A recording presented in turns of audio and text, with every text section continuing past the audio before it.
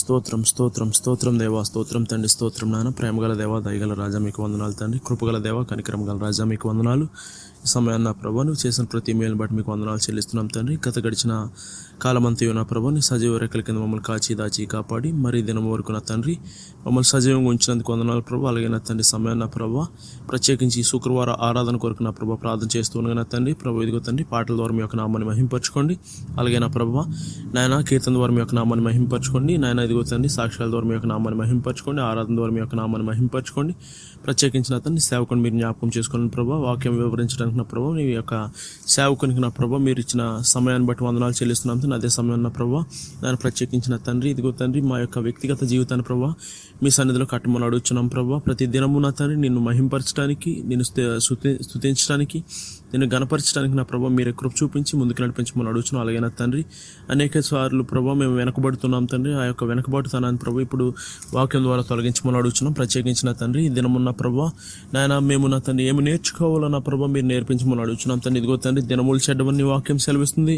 నాయన ఈ దుర్దినముల్లో ఉన్న మేము నా తండ్రి నాయన నీ సన్నిధిని ప్రభా బ్రతకాలని ప్రభా నీ వాక్యం సెలవిస్తున్న తండ్రి. ప్రభా ఇదిగో తండ్రి చివరి దినాల్లో నా ప్రభా వాక్యము కరువు అవుతుందని నీ వాక్యం సెలవిస్తున్న ప్రభా మరి నా తండ్రి ఈ సమయాన్న ప్రభా నాయన మరి నా తండ్రి మేము చూస్తూ ఉంటే పరిస్థితులు నా ప్రభా నాయన ఇదిగో తండ్రి సన్నిధిలో ప్రభా అనేక మంది కూడుకోవాల్సిన సమయాలు నా ప్రభా కూడుకొని లేకుండా ప్రభా అయిపోతున్నాయి నా తండ్రి. నాయన మీరే సహాయం చేయండి. ప్రత్యేకించిన ప్రభా సహవాసాన్ని మీరు జ్ఞాపకం చేసుకోండి. సహవాసంలో ఉన్న ప్రతి ఒక్క బిడ్డను మీరు దర్శించండి. ప్రతి ఒక్క బిడ్డకి నా ప్రభా మీ కృపను మీ కనికరమును తోడుగొంచమని అడుగుతున్నాం. ప్రత్యేకించిన ప్రభా నీ సేవకుని ప్రభా నన్ను సిలువ చాటును మరుగు చేసుకుని స్పష్టంగా ప్రతి ఒక్కరితోనూ మీరు మాట్లాడమని మీ యొక్క నామానికి మహిమ ఘనత ప్రభావాలు పొందుకోమని యేసయ్య పరిశుద్ధ నామమును బట్టి అడిగి వేడుకుంటున్నాం తండ్రి. Amen amen.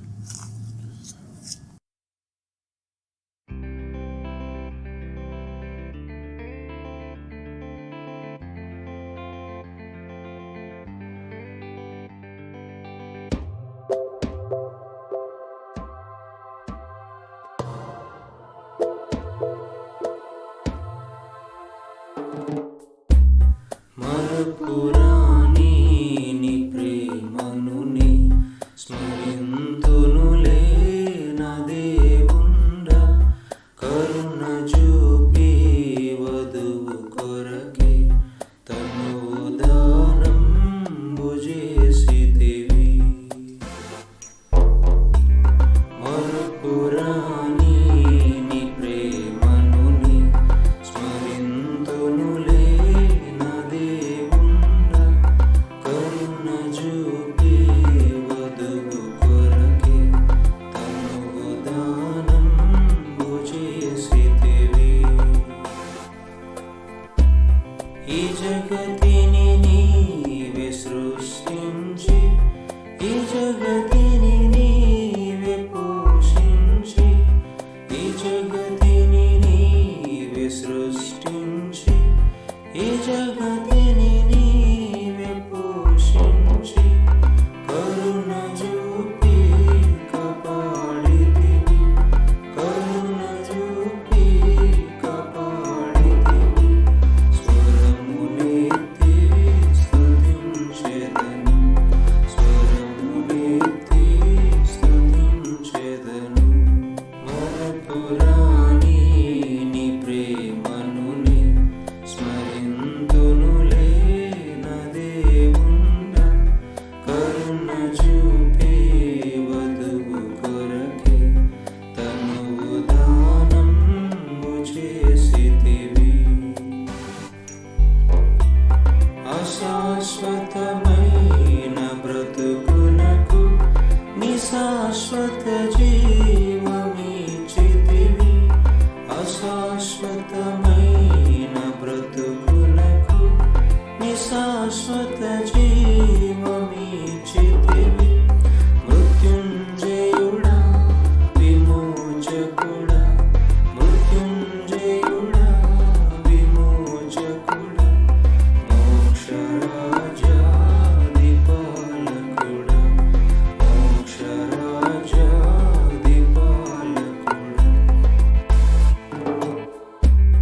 మరపురాని నీ ప్రేమను స్మరింతునులే నా దేవుండా. కరుణ చూపి వధువు కొరకే తను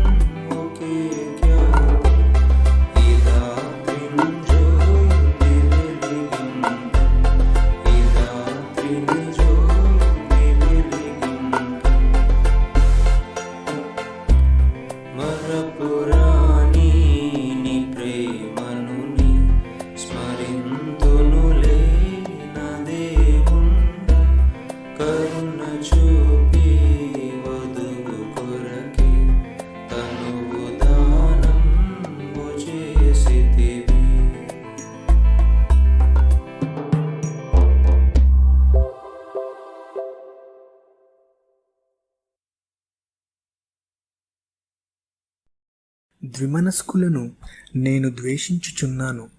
నీ ధర్మశాస్త్రము నాకు ప్రీతికరము. నాకు మరుగుచోటు, నా కేడము నీవే. నేను నీ వాక్యము మీద ఆశ పెట్టుకుని ఉన్నాను. నేను నా దేవుని ఆజ్ఞలను అనుసరించెదను. దుష్క్రియలు చేయువారులారా, నా యొద్ద నుండి తొలగుడి. నేను బ్రతుకున్నట్లు నీ మాట చొప్పున నన్ను ఆదుకొనుము. నా ఆశ భంగమై నేను సిగ్గునొందక యుందునుగాక. నాకు రక్షణ కలుగునట్లు నీవు నన్ను ఉద్ధరింపుము. అప్పుడు నీ కట్టడలను నిత్యము లక్ష్యము చేసేదను. నీ కట్టడలను మీరిన వారందరినీ నీవు నిరాకరించెదవు. వారి కపటాలోచన మోసమే. భూమి మీదనున్న భక్తిహీనులందరినీ నీవు మష్టువలే లయపరిచెదవు. కావున నీ శాసనములు నాకిష్టమైనవి. నీ భయము వలన నా శరీరము వణుకుచున్నది. నీ న్యాయ విధులకు నేను భయపడుచున్నాను. దేవుడి ఈ వాక్యాన్ని దీవించునుగాక. ఆమేన్.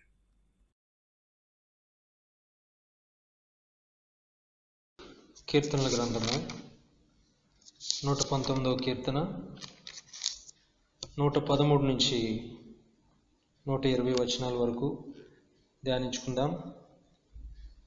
ద్విమనస్కులను నేను ద్వేషించుచున్నాను. నీ ధర్మశాస్త్రము నాకు ప్రీతికరము.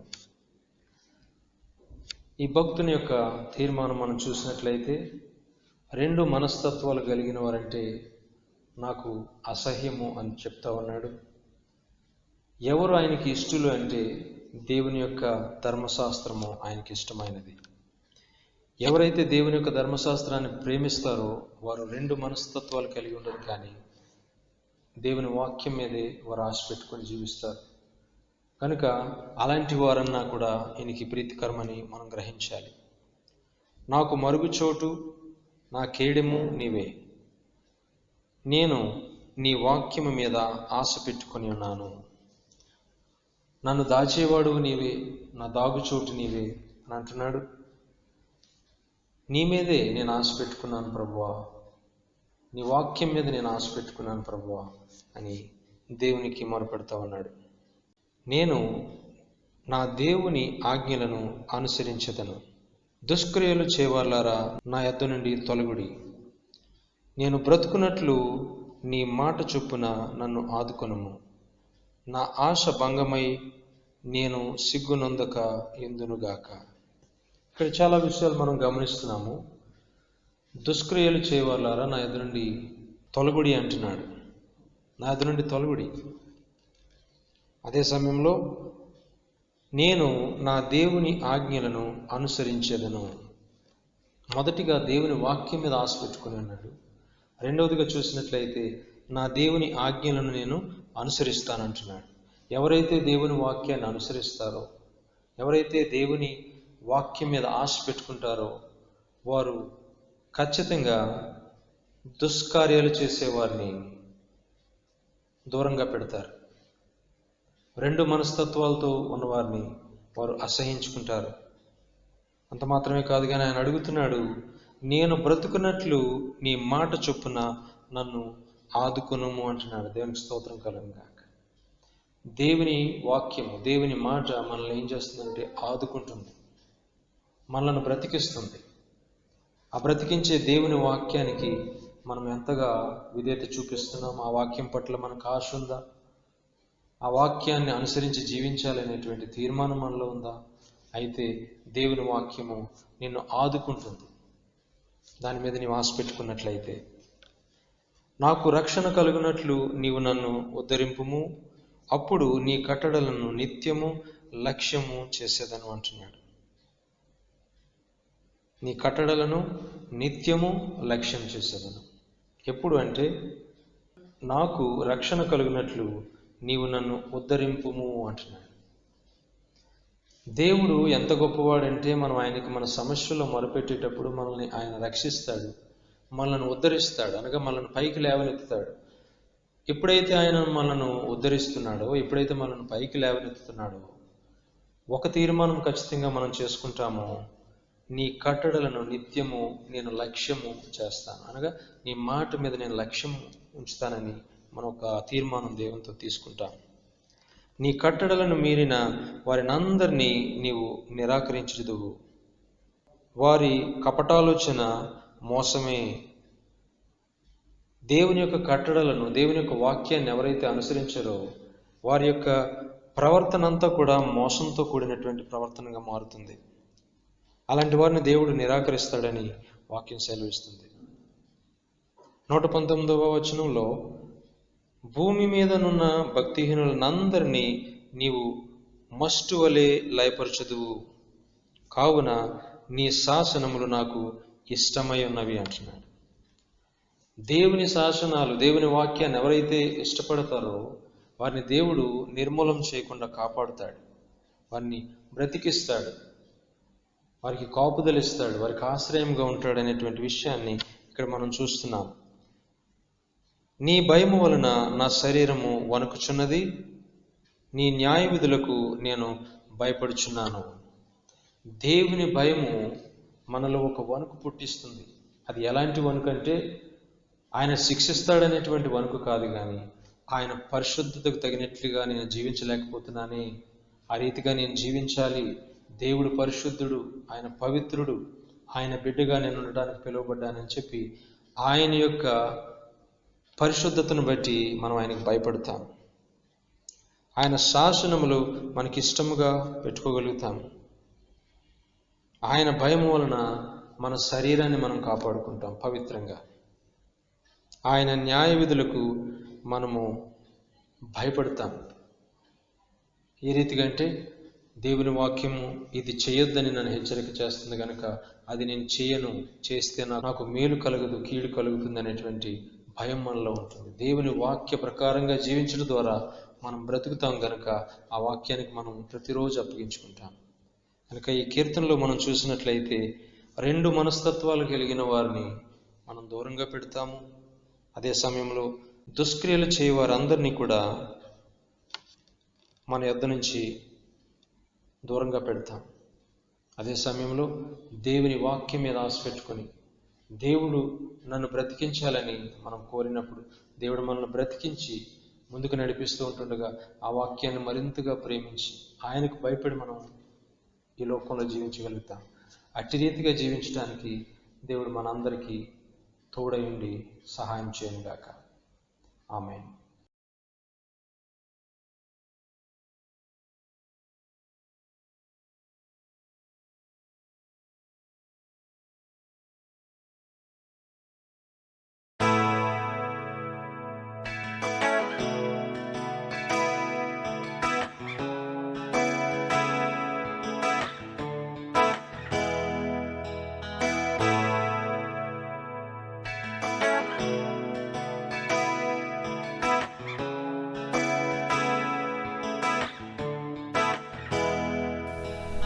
యేసయ్యా నీ మాటలు తేనె కంటే మధురము,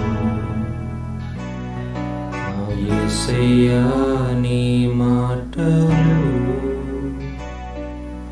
రెండంచుల ఖడ్గము, నీ వాక్యమే దీపము నా త్రోవకు వెలుగై ఉన్నది, నీ వాక్యమే దీపము నా త్రోవకు వెలుగై ఉన్నది. యేసయ్యా నీ మాటలు తేనె కంటే మధురము, యేసయ్యా నీ మాటలు రెండంచుల ఖడ్గము. కష్టములలో నష్టములలో వ్యాధులలో నా వేదనలు, కష్టములలో నష్టములలో వ్యాధులలో నా వేదనలు ఆదరించును, ఆవరించును తీర్చిదిద్ది సరిచేయును. స్వస్థపరచును, లేవనెత్తును, జీవమిచ్చి నడిపించును. యేసయ్యా నీ మాటలు తేనె కంటే మధురము. యేసయ్యా నీ మాటలు రెండంచుల ఖడ్గము. కష్టములలో నష్టములలో వ్యాధులలో నా వేదనలు, కష్టములలో నష్టములలో వ్యాధులలో నా వేదనలు ఆదరించును, ఆవరించును, తీర్చిదిద్ది సరిచేయును. స్వస్థపరచును, లేవనెత్తును, జీవమిచ్చి నడిపించును. ఆదరించును, ఆవరించును, తీర్చిదిద్ది సరిచేయును. స్వస్థపరచును, లేవనెత్తును, జీవమిచ్చి నడిపించును. యేసయ్యా నీ మాటలు తేనె కంటే మధురము. యేసయ్యా నీ మాటలు రెండంచుల ఖడ్గము. మహోన్నతుడా, సర్వోన్నతుడా, సర్వాధికారి, సర్వలోకానికి అధిపతి మా ప్రభువా, మా రక్షకుడైన యేసయ్యా మీకు వందనాలనైనా. కృతజ్ఞతలు, స్తుతులు, స్తోత్రములు నా తండ్రిని అర్పించుకుంటున్నాను దేవా. ఆకాశమందాసీనుడా నా తండ్రి, సృష్టికర్తవైన మా దేవా నీకు వందనాలు తండ్రి. నా ప్రభువా, గడిచిన దినాలంతటిలోనూ ప్రభువా మీ కృపనిచ్చి మీరు కాచి కాపాడిన ప్రభు ఈ క్షణం వరకు మమ్మల్ని సజీవ లెక్కలో ఉంచిన దేవా, నిన్ను ఆరాధించుకుంటకు నా ప్రభువా, నిన్ను ప్రార్థించుటకు మీరు మాకు ఇచ్చిన ఈ యొక్క తరుణాన్ని బట్టి కృతజ్ఞత ఆస్తుతులు స్తోత్రాలకు అర్పించుకుంటున్నాం మా స్వామి. అయ్యా, ప్రపంచమంతా కూడా నా తండ్రి ప్రభువా ఏకమై నిన్ను ఆరాధించుటకు ప్రభువా మాకు అవకాశం లేకుండా ఉన్నది నా తండ్రి. అయ్యా, నీ దయలో జ్ఞాపకం చేసుకోండి ప్రభువా. ఈ రోజున తండ్రి ప్రపంచాన్ని వణికిస్తున్న ఈ యొక్క మహమ్మారి నుండి మా తండ్రి మమ్మల్ని అందరినీ రక్షించండి స్వామి. మా ప్రభా, యథావిధిగా నా తండ్రి మేమందరం ఒక సంఘముగా కూడి నిన్ను ఆరాధించుకునే మహాభాగ్యాన్ని మాకు ప్రసాదించండి స్వామి. అయ్యా నీకు వందనాలు ప్రభువా. ఇదిగో నా తండ్రి ఈ మెసేజ్ నా తండ్రి మీ దాసులు నా తండ్రి మాకు వినిపిస్తూ ఉంటాను ప్రభువా. మీ మెసేజ్ ద్వారా మాతో మాట్లాడండి అయ్యా. నా ప్రభువా, మేము ఎలా ఉండాలి, ఎలా బ్రతకాలి మాకు నేర్పించండి ప్రభు. అయ్యా, మీ సహాయం మాకు దయచేయండి ప్రభు. అయ్యా నా తండ్రి, నీ యందు భయభక్తులు కలిగి జీవించుటకు కృపను అనుగ్రహించండి ప్రభు. అయ్యా నా తండ్రి, మా యొక్క నా తండ్రి అపరాధములు బలహీనతలు మరొకసారి మీ దయలో క్షమించి మన్నించి నా ప్రభు. నా తండ్రి మాపై మీ కృప చూపించి నా తండ్రి మా కుటుంబాలను నా తండ్రి జ్ఞాపకం చేసుకుని నా ప్రభు అందరి ఎడల నా తండ్రి నీ కృపను దయ చూపించమని బ్రతిమలు ఆడుకుంటున్నాను తండ్రి. నా ప్రభు, ఇదిగో నా ప్రభు మీ దాసులను బలపరచండి ప్రభు. నైనా వారి కుటుంబం చుట్టూ మీ పరిశుద్ధమైన కంచి వేసి కాచి కాపాడండి ప్రభు. అలాగే నా తండ్రి సంఘంలో ఉన్న ప్రతి బిడ్డను నీ పేరు పేరు చొప్పున నీ చేతులకు అప్పచెప్పుకుంటున్నాను తండ్రి. వారి కుటుంబాలను కూడా నా తండ్రి మీ రక్తంలో భద్రపరచండి ప్రభు. నైనా నా తండ్రి మా స్వదేశాన్ని కూడా నా తండ్రి జ్ఞాపకం చేసుకోండి ప్రభు. మీరు దీవించండి, ఆశీర్వదించండి నా తండ్రి. ఈ సమస్య నుంచి నా తండ్రి బాధపడుతున్న ప్రతి బిడ్డ యందు నా తండ్రి మీరు కనికరించమని బ్రతిమలు ఆడుకుంటున్నా ప్రభు. మీరే తోడుంచి నడిపించమని ప్రభు. సమస్త ఘనత మహిమ ప్రభావాలు మీరు పొందుకోమని నా ప్రభు. ఈ కూడుకున్న నా తండ్రి ప్రార్థన నా ప్రభు యేసయ్యా నా తండ్రి ఆది నుండి అంతం వరకు నా తండ్రి మీరే అధ్యక్షత వహించిన తండ్రి మర్యాదగాను సక్రమంగాను జరిగించుకుని మీరే మహిమ పొందమని మా కొరకు రానున్నటువంటి యేసయ్య పరిశుద్ధ నామమును బట్టి అడిగి వేడుకుంటున్నా నా ప్రియ పరలోకపు తండ్రి, ఆమేన్. మన ప్రభువును రక్షకుడైన యేసుక్రీస్తు నామమునకు మహిమ కలుగును గాక. ప్రభువైన యేసుక్రీస్తు తన శిష్యులతో చెప్తూ ఈ మాటలు ఆయన పలికాడు. మీరు అభ్యంతర పడకుండవలనని ఈ మాటలు మీతో చెప్పుచున్నాను. వారు మిమ్మను సమాజ మందిరములో నుండి వెలివేయుదురు. మిమ్మను చంపు ప్రతివాడు తాను దేవునికి సేవ చేయుచున్నానని అనుకును కాలము వచ్చుచున్నది. ప్రభువు జరగబోయేదాన్ని ముందుగానే చెప్పాడు. ఈ లోకంలో ప్రభువు నుండి విశ్వసించి వాక్యాన్ని అనుసరించి జీవిస్తున్నటువంటి ఆయన శిష్యులకు ఎలాంటి శ్రమలు కలుగుతాయో, లోకం ద్వారా వారికి ఎలాంటి ఆపదలు ఉంటాయో ప్రభువు ముందుగానే చెప్పాడు. ఆయన శిష్యులకు కలగబోయేటువంటి శ్రమలను గురించి ప్రభువు చెప్పాడు.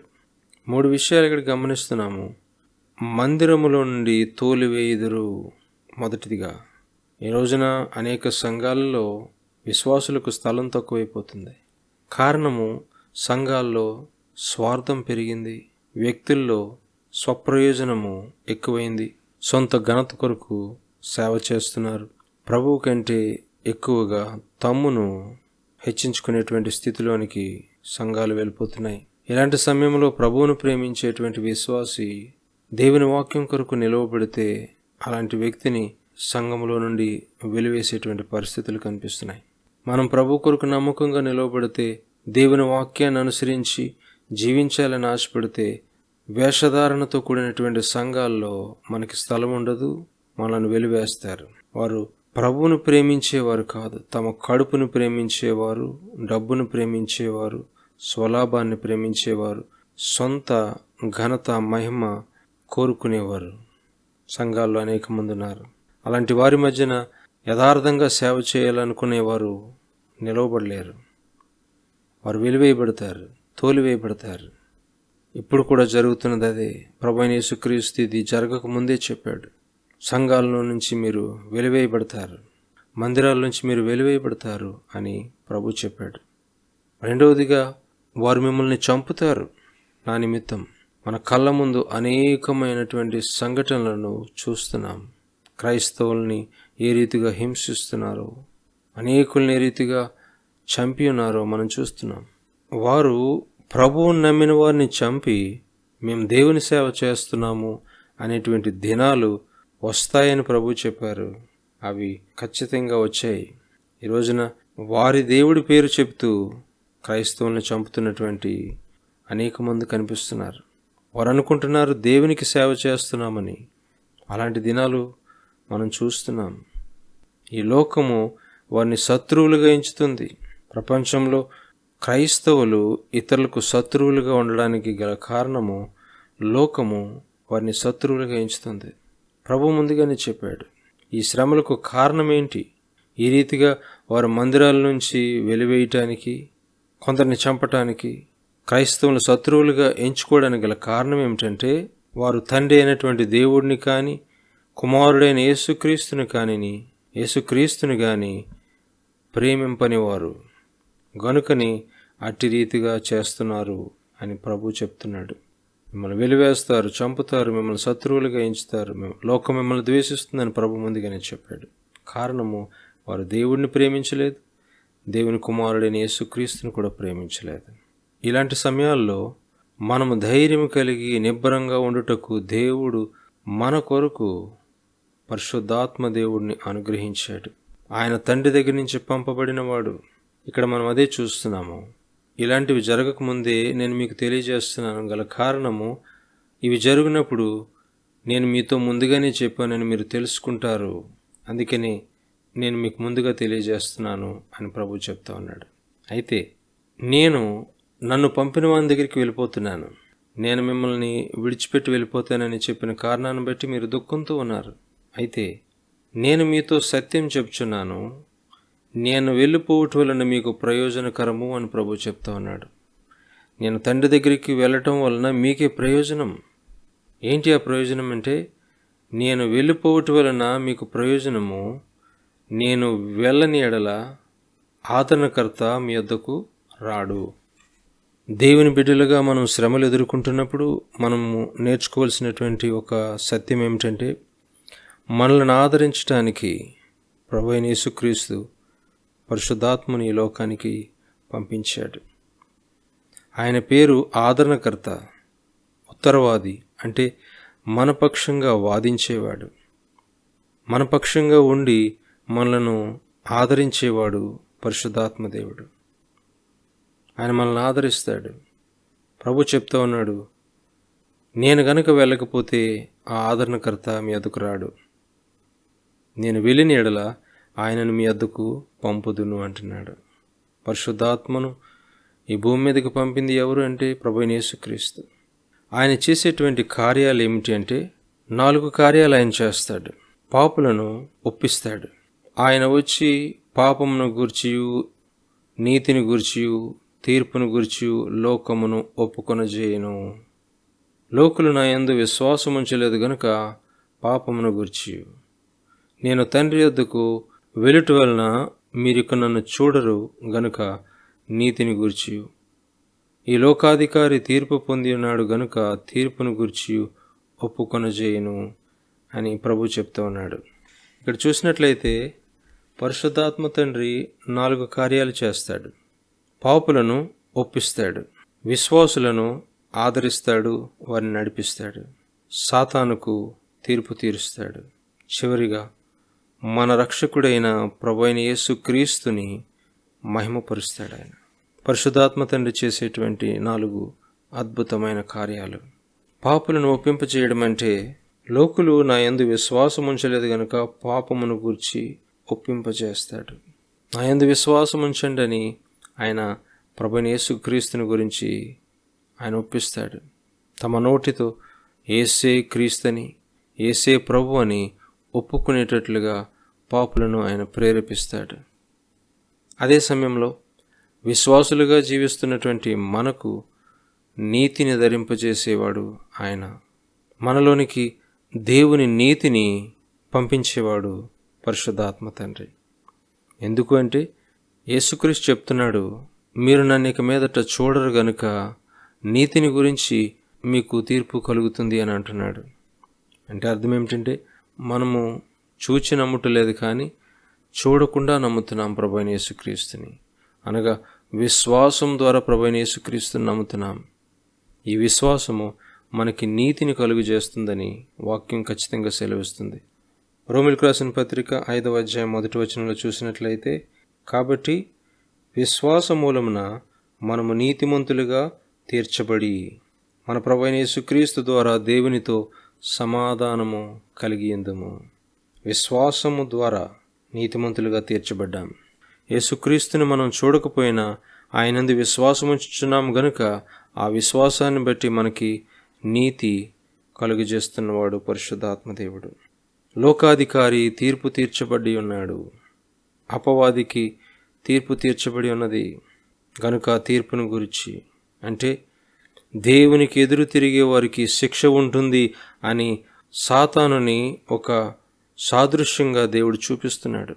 నాకు ఎదురు తిరిగినటువంటి ఈ దురాత్మకు, సాతానుకు ఈ రీతిగా తీర్పు ఉంటుంది అని మనకి తెలియచేయటం కోసము లోకాధికారి అయిన సాతానికి తీర్పు తీర్చాడు దేవుడు. అంటే ప్రతి ఒక్కరికి తీర్పు ఉంటుంది. నాకు ఎదురు తిరిగితే, నాకు వ్యతిరేకంగా మీరు జీవించినట్లయితే ఖచ్చితంగా మీరు శిక్షింపబడతారు అని నిరూపించటం కోసము అపవాది అయిన సాతానికి, లోకాధికారి అయినటువంటి సాతానికి దేవుడు తీర్పు తీరుస్తున్నాడు తన ఆత్మ ద్వారా. 4వదిగా మనం చూసినట్లయితే మన రక్షకుడైన ప్రభువైన యేసుక్రీస్తుని పరిశుద్ధాత్మ దేవుడు మహిమపరుస్తాడు. యేసయ్య ఈ రీతిగా చెప్పాడు, అనగా సత్యస్వరూపి అయిన ఆత్మ వచ్చినప్పుడు మిమ్మును సర్వసత్యములోనికి నడిపించును. ఈ ఆదరణకర్త అయినటువంటి పరిశుద్ధాత్మ దేవుడు సత్యస్వరూపి అయినటువంటి ఆత్మ గనుక ఆయన మనలో నివసించినప్పుడు మనలను సర్వసత్యంలోనికి నడిపిస్తాడు. సత్యమనగా దేవుని యొక్క వాక్యము.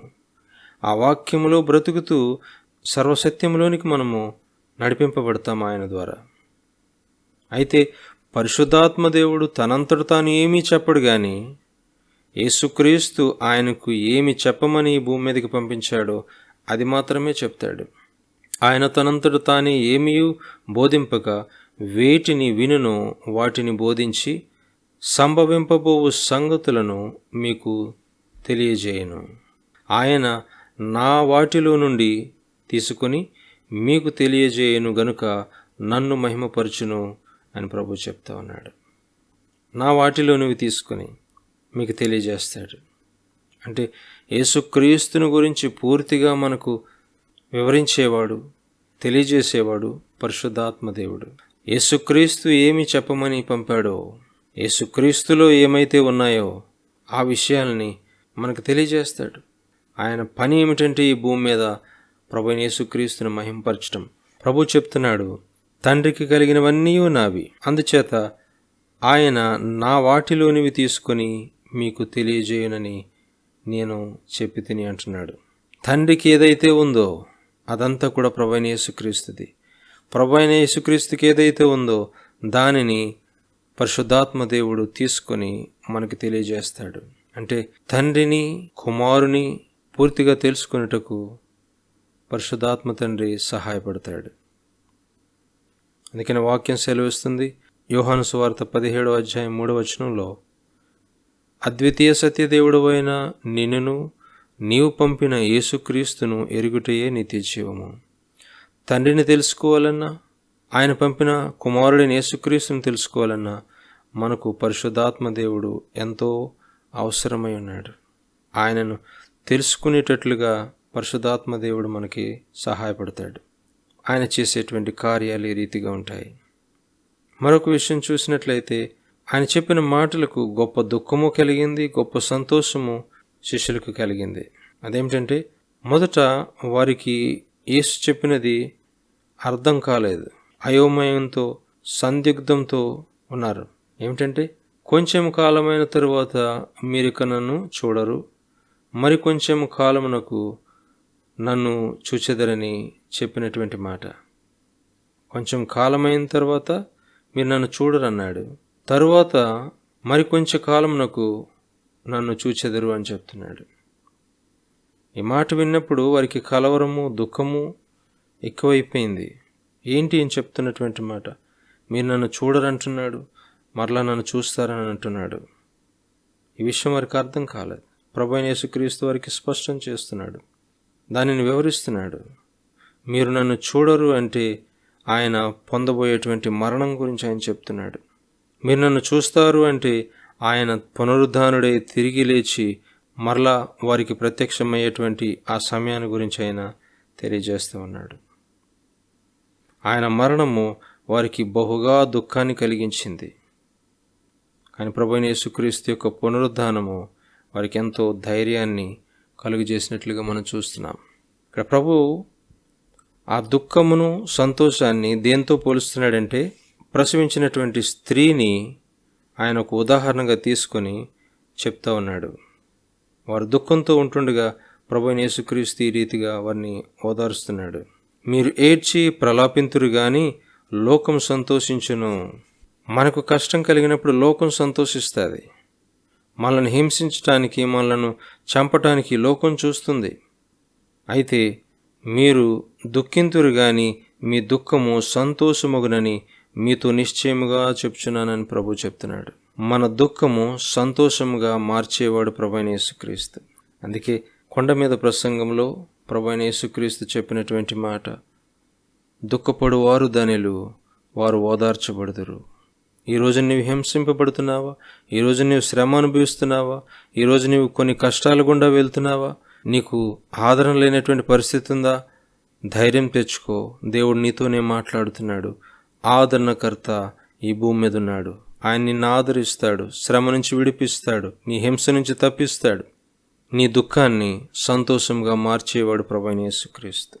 మీరు దుఃఖింతురు గాని మీ దుఃఖము సంతోషమగునని మీతో నిశ్చయముగా చెప్తున్నానని ప్రభు చెప్తున్నాడు. ఎలాంటి సంతోషం అంటే, స్త్రీ ప్రసవించినప్పుడు ఆమె గడియ వచ్చెను గనుక ఆమె వేదన పడును. స్త్రీ ప్రసవించేటప్పుడు ఆమె సమయం వచ్చింది గనుక ఆమె వేదన పడుతుంది అంటున్నాడు. ఇక్కడ స్త్రీ ఎవరంటే సంఘము.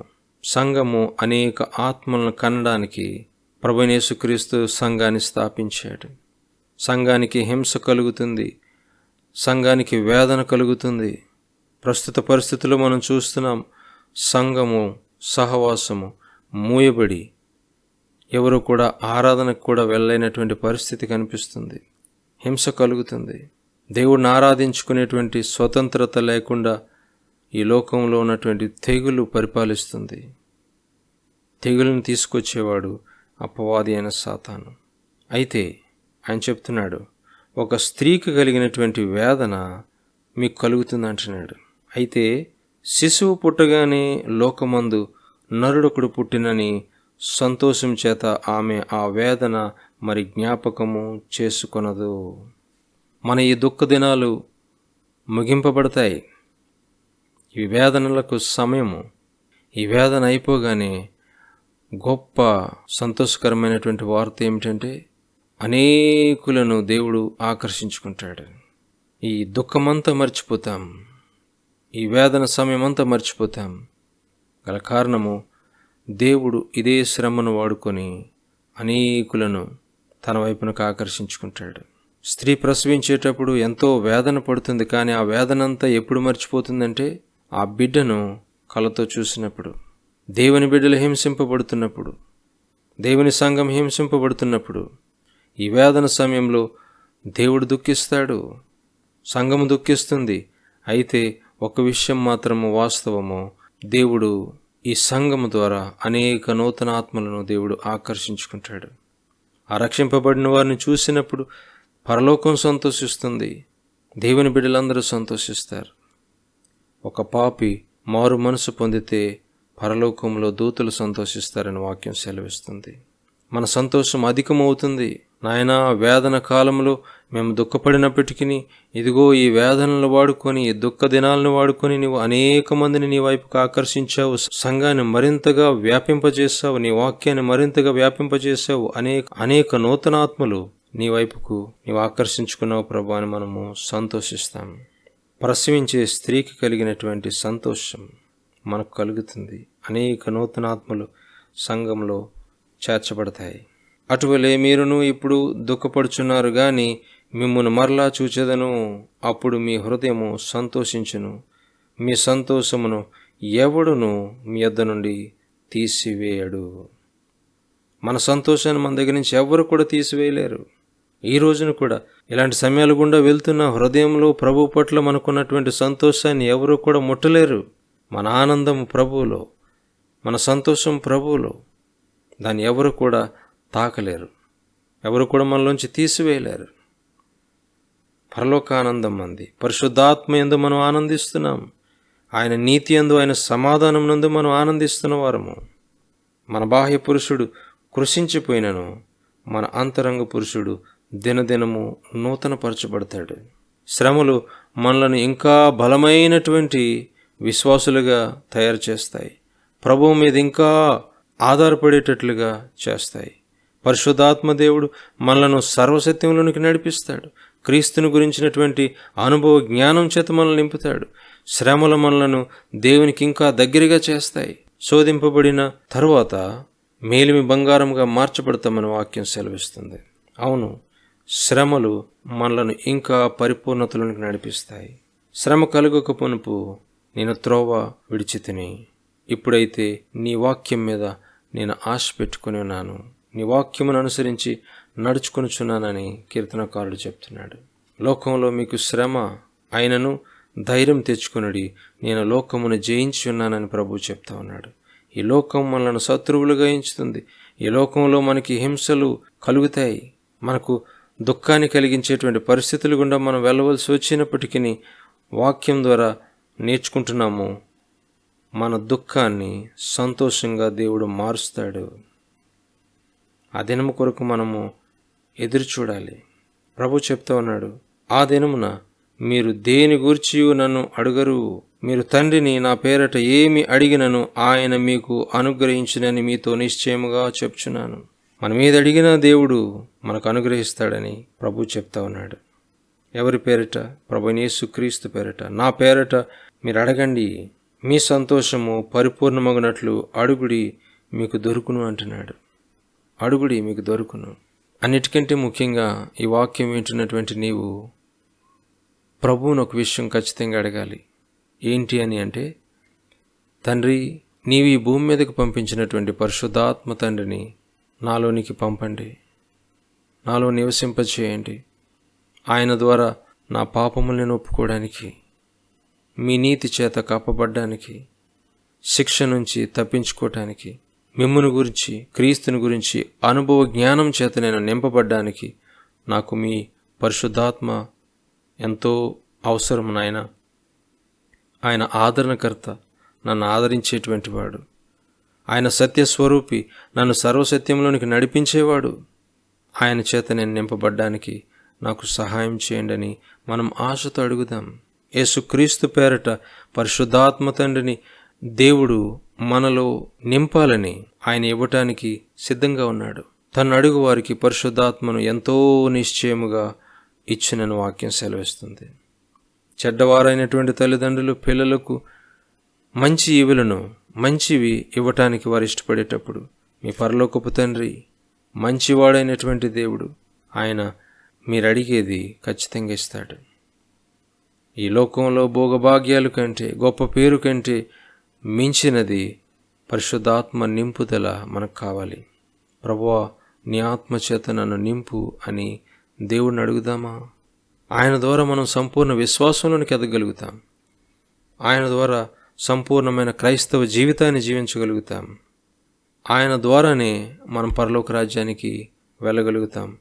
వాక్యం స్పష్టంగా సెలవిస్తుంది, ఆయన యందు మనం ముద్రింపబడి ఉన్నామని అపోస్తలుడైన పౌలు తెలియజేస్తూ ఉన్నాడు. పరిశుద్ధాత్మను దుఃఖపరచొద్దండి. కొందరిని దేవుడు అభిషేకించాడు, ఆత్మచేత నింపబడ్డారు.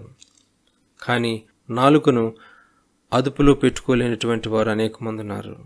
అలాంటి వారు పరిశుద్ధాత్మను దుఃఖపరుస్తున్నారని జ్ఞాపకం చేసుకోవాలి. వాక్యం స్పష్టంగా సెలవిస్తుంది, దేవుని పరిశుద్ధాత్మను దుఃఖపరచుకుడి, విమోచన దినము వరకు ఆయన యందు మీరు ముద్రింపబడి ఉన్నారని ఎఫెసీయులకు రాసిన పత్రిక 4:30 మనం చూస్తున్నాం. పరిశుద్ధాత్మలో మనం ముద్రింపబడ్డాము.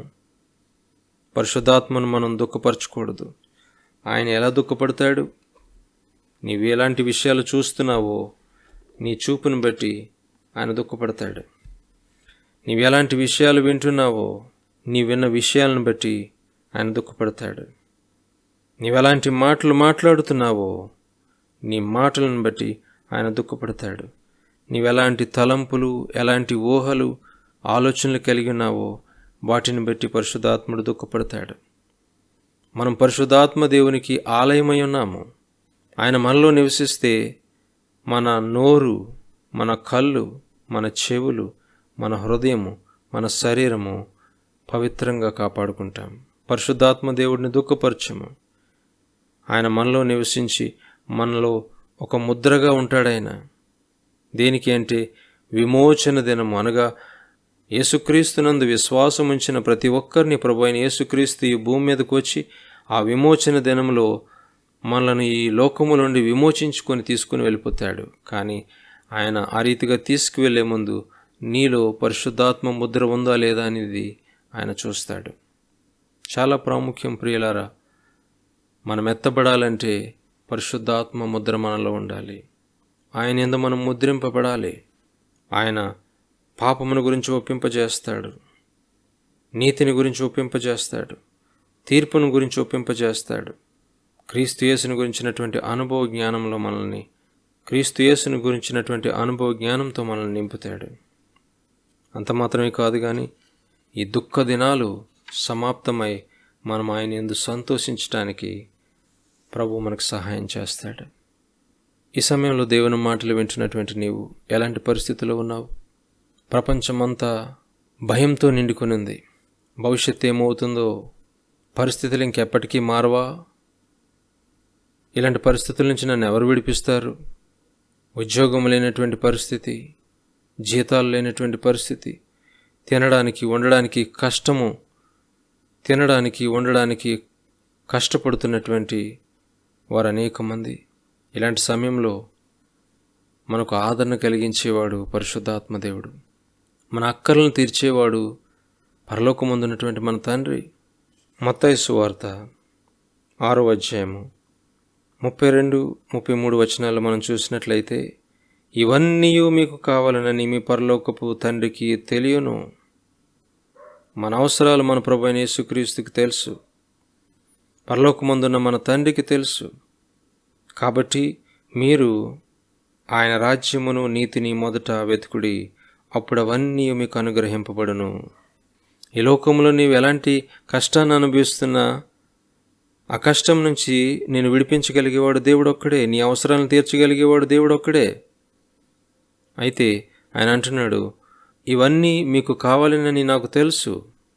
నా ద్వారా మీకు కావలసినవి పొందుకోవాలనుకుంటే మొదట నా నీతిని, నా రాజ్యాన్ని మీరు వెతకండి అని దేవుడు చెప్తా ఉన్నాడు. ఎవరైతే దేవుని నీతిని, దేవుని రాజ్యాన్ని మొదట వెతుకుతారో వారికి ఏమేమి అవసరం ఉన్నాయో వాటిని దేవుడు సమకూరుస్తాడు, అద్భుత రీతిగా వారిని పోషిస్తాడు. ఆయన మాట తప్పనివాడు. ఏనాటి కీడు ఆనాటికి చాలును అంటున్నాడు. కీడు ప్రతి ఒక్కరి మీదకి రావటానికి ప్రయత్నిస్తుంది. ఆ కీడు నుంచి తప్పించగలిగేవాడు దేవుడు ఒక్కడే. శోధన ప్రతి ఒక్కరిని శోధించడానికి ప్రయత్నిస్తుంది. ఆ శోధన నుంచి తప్పించేవాడు దేవుడు ఒక్కడే. కానీ నీవైతే దేవుని నీతిని, దేవుని రాజ్యాన్ని వెతుకుతూ ఉండు. దేవుడు నీకు కావలసిన వాటిని ఆయన సమకూరుస్తాడు. పరిశుద్ధాత్మ దేవుని చేత నింపబడ్డానికి ఆశపడు. రక్షణ పొందడం ఎంత ప్రాముఖ్యమో, రక్షణ పొందిన తర్వాత దేవుని ఆత్మచేత నింపబడ్డం మనకు అంత ప్రాముఖ్యం. ఎందరైతే దేవుని ఆత్మచేత నడిపింపబడుదురో వారందరూ దేవుని కుమారులు అనబడతారని వాక్యం సెలవిస్తుంది. క్రీస్తు ఆత్మ మనలో లేకపోతే మనం దేవుని పిల్లలం కాదు, దేవుని యొక్క కుమారులము, కుమార్తెలుగా పిలువబడమని వాక్యం సెలవిస్తుంది. ఎంచకాల దినాల్లో మనమందరము కూడా దేవుని ఆత్మచేత నడిపింపబడాలి. దేవుని వాగ్దానం మనకుంది. అంత్య దినములందు నా ఆత్మను అందరిపైన కృమ్మరిస్తానని ప్రభు చెప్పాడు. ఆయన వాగ్దానం పట్టుకొని మనం అడుగుదాం, ప్రభువా నీ ఆత్మచేత నన్ను నింపండి, నాలో ఉన్న పాపమును గురించి నన్ను ఒప్పింపచేయండి, నీ నుండి కలిగే నీతిని నేను పొందుకునేటట్లుగా ప్రభువైన యేసుక్రీస్తు మీద విశ్వాసం ఉంచేటువంటి కృప నాకు దయచేయండి. లోకాధికారి అయినటువంటి సాతానుని మీరు తీర్పు తీర్చారు గనుక మీకు విరోధముగా నేను పాపము చేసి తీర్పులోనికి రాకుండా నేను జాగ్రత్త పడడానికి సహాయం చేయండి. మీరు వచ్చే వరకు కూడా నేను కాపాడబడినట్లుగా మిమ్ముని గురించి, మీరు పంపిన యేసుక్రీస్తుని గురించి నేను పూర్తిగా తెలుసుకొనడానికి సహాయం చేయండి. సర్వసత్యంలోనికి నన్ను నడిపించండి. ఆదరణకర్త నాలో నివసించి నన్ను ఆదరించుటకు సహాయం దయచేయండి. నేను ఇతరులను ఆదరించడానికి సహాయం చేయండి అని మనం దేవుడిని అడుగుదాం. దుఃఖ దినాలని దేవుడు మారుస్తాడు, సంతోషకరమైన దినాలుగా ఆయన చేస్తాడు. నిరీక్షణతో కనిపెడదాం. ప్రభువులో నిలిచి మనం దేవుని మీద ఆధారపడదాం. యేసుక్రీస్తు పేరట మనం అడిగింది దేవుడు ఇవ్వటానికి ఇష్టపడుతున్నాడు. అడుగుడి మీకు ఇవ్వబడును, తట్టుడి మీకు తీయబడును, వెదకుడి మీకు దొరుకునని ప్రభువు చెప్తా ఉన్నాడు. అడుగు ప్రతి వారు పొందుకుంటారు, ప్రభు చెప్పినటువంటి మాట. కానీ నీవు లోకములో ఉండి ప్రభువుని అడిగితే ప్రయోజనం లేదు, కానీ ప్రభువులో ఉండి నీవు ప్రభువుని అడగాలి. వాక్యం స్పష్టంగా సెలవిస్తుంది, నాయందు మీరును మీ యందు నా వాక్యమును నిలిచి ఉన్న యెడల మీకేది ఇష్టమో అడుగుడి, అది మీకు అనుగ్రహింపబడనని ప్రభువు చెప్తా ఉన్నాడు. ఆయనలో ఉంటూ ఆయన వాక్యాన్ని హృదయంలో పెట్టుకొని మనం ఎప్పుడైతే నివసిస్తామో దేవుడు మన అవసరాలను తీరుస్తాడు. ఆయనను బట్టి మన అవసరాలు తీర్చబడతాయి. ప్రభు ఎంతో నమ్మదగినవాడు, మనలను విడిచిపెట్టనివాడు, మనతో ఉండేవాడు, మనలను అంతం వరకు నడిపించేవాడు, ఆయన నిత్యరాజ్యంలో మనల్ని చేర్చుకునేవాడు. ప్రభువుకు లోబడదాం. పరిశుద్ధాత్మ దేవుణ్ణి దుఃఖపెట్టకుండా ప్రభువైన యేసుక్రీస్తు నన్ను పరిశుద్ధాత్మ చేత నింపు అని మనం ఆశతో అడుగుదాం. దేవుడు మనల్ని బలపరుస్తాడు. ఆయన చెయ్యి విడవని దేవుడు, మనలో ఉండేటువంటి వాడు, మన పక్షంగా ఉండి వ్యాజ్యమాడేవాడు. ఆయన ఉత్తరవాది, మనతో ఉండి శత్రువుతో వాదించేవాడు, శత్రువుని జయించడానికి మనకు శక్తినిచ్చేవాడు పరిశుద్ధాత్మ దేవుడు. మన కలవరాన్ని తీసేవాడు పరిశుద్ధాత్మ దేవుడు. యేసుక్రీస్తుని మనం కనులారా చూడలేము, కానీ ఆయన పంపిన ఆదరణకర్తను మనం అనుక్షణం అనుభవించగలుగుతాం. నీలో ఆశ ఉందా? పరిశుద్ధాత్మ చేత నడిపింపబడాలనే ఆశ నీలో ఉందా? పరిశుద్ధాత్మ చేత నింపబడాలనే ఆశ నీలో ఉందా? అయితే దేవుడిని అడుగు. దేవుడు అడిగిన వారిని తన ఆత్మచేత నింపడానికి ఇష్టపడుతున్నాడు. కానీ పరిశుద్ధాత్మ చేత నింపబడాలని ఆశపడుతున్న నీవు నీ దేహాన్ని పాపానికి దూరంగా పెట్టుకో. దేవునికి విరోధమైన మార్గాలు, మాటలు, చూపులు, ప్రవర్తన, ఆలోచన నీవు విడిచిపెట్టాలి. ఆయన నీలో ఉండాలి, ఆయనను దుఃఖపెట్టకూడదు అని నీలో ఆశ ఉంటే ఆయనకి విరోధమైనవన్నింటినీ నీవు త్యాగం చేయాలి, విడిచిపెట్టాలి. శరీర సంబంధమైనటువంటి కోరికలను చంపివేసుకొని పరిశుద్ధాత్మకు నీవు ఆలయంగా మారాలి. అందుకనే దేవుడు మనల్ని పిలుచుకున్నాడు. ఈ లోకములో నుండి, చీకట్లో నుండి దేవుడు మనల్ని ఎందుకు పిలుచుకున్నాడంటే ఆయన వెలుగులో బ్రతకటానికి, ఆయన ఆత్మచేత నింపబడ్డానికి, ఆయన ఆత్మకు మనం ఆలయముగా మారటం కోసం దేవుడు మనల్ని ఏర్పాటు చేసుకున్నాడు. ఇష్టానుసారంగా బ్రతకటానికి కాదు. నామకార్థమైన క్రైస్తవ జీవితాన్ని జీవించటం కోసం కాదు. దేవుని కొరకు నీవు తీవ్రమైన ఆశ కలిగి జీవించాలి. పరలోకం వైపే నీ దృష్టి ఉండాలి. ఎందుకంటే మన నిత్య నివాసము పరలోకము. ఈ లోకంలో మనం యాత్రికులము, తాత్కాలికమైన జీవితాన్ని జీవిస్తున్నాము. ఒక రోజున ఈ దేహాన్ని మనం విడిచిపెట్టి వెళ్ళిపోవలసిందే. చేతుల చేత కట్టబడినటువంటి మరొక గుడారాన్ని మనం ధరించుకుంటాం. ఆ గుడారంలో దేవుని యొక్క, ప్రభువైన యేసుక్రీస్తు యొక్క, పరిశుద్ధాత్మ యొక్క మహిమ నివసిస్తుంది. అలాంటి ధన్యకరమైన జీవితం నీకు కావాలంటే ప్రభువా నీ ఆత్మచేత నన్ను నింపు అని మనం అడుగుదాం. ఆశతో అడుగుదాం. మన అవసరాలను దేవుడు తీరుస్తాడు. దేవుని సన్నిధిని, ఆయన రాజ్యాన్ని, ఆయన నీతిని మొదట వెతుకుదాము. దేవుడు మన అవసరాలని వెనువెంట తీరుస్తాడు. ఆయన నమ్మదగినవాడు. ఈ మాటలు వింటున్నటువంటి నీవు ఆశతో దేవునికి అప్పగించుకో. దిగో ప్రభువా, నా జీవితాన్ని మీకు సమర్పించుకుంటున్నాను. మీ ఆత్మ, మీ సన్నిధి నాకు కావాలి. నన్ను బలపరచండి. మీ పరిశుద్ధతలో నన్ను ఎదిగింపచేయండి. మీకు ప్రియమైన బిడ్డగా జీవించడానికి సహాయం చేయండి అని ప్రార్థన చేద్దాం. అట్టి రీతిగా దేవుడు మీకు సహాయపడి ఆయనకి ఇంకా దగ్గర కావటానికి దేవుడు మిమ్మల్ని ప్రేరేపించునుగాక, ఆకర్షించునుగాక. May God bless you. దేవుడు మిమ్మల్ని దీవించునుగాక.